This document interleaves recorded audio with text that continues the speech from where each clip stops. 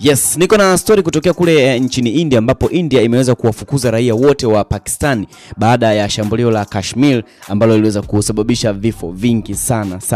Sasa India imefuta visa zote za Wapakistani na kufungua mipaka muhimu ya kuvuka baada ya shambulio la kigaidi lililoua watu 26 huko Pahalgam. Sasa kundi ambalo linajiita Kashmir Resistance limedai kuhusika. India inalaumu wanamgambo wanaoungwa mkono na Pakistan, madai ambayo Pakistan inakanusha kwamba no, sio kitu ambacho kipo. Sasa mahusiano ya kidiplomasia yamedhoofika. Mkataba wa majaji ya Indus umesitishwa, lakini pia na maafisa wa Pakistani wameweza kufukuzwa kutokea kule nchini India.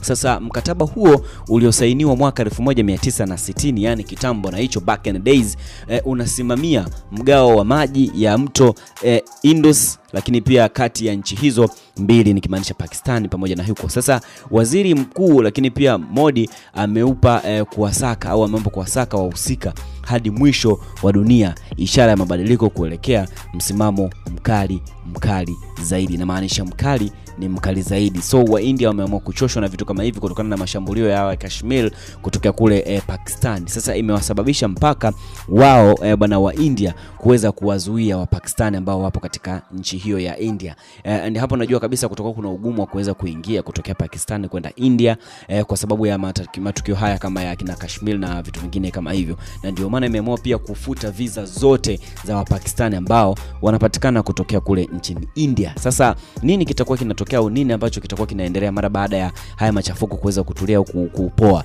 India nao watalegeza kamba kuwaruhusu na visa zote zitafunguliwa au visa zote kuweza kuwa na urahisi wa kutokea Pakistan kwenda kule nchini India.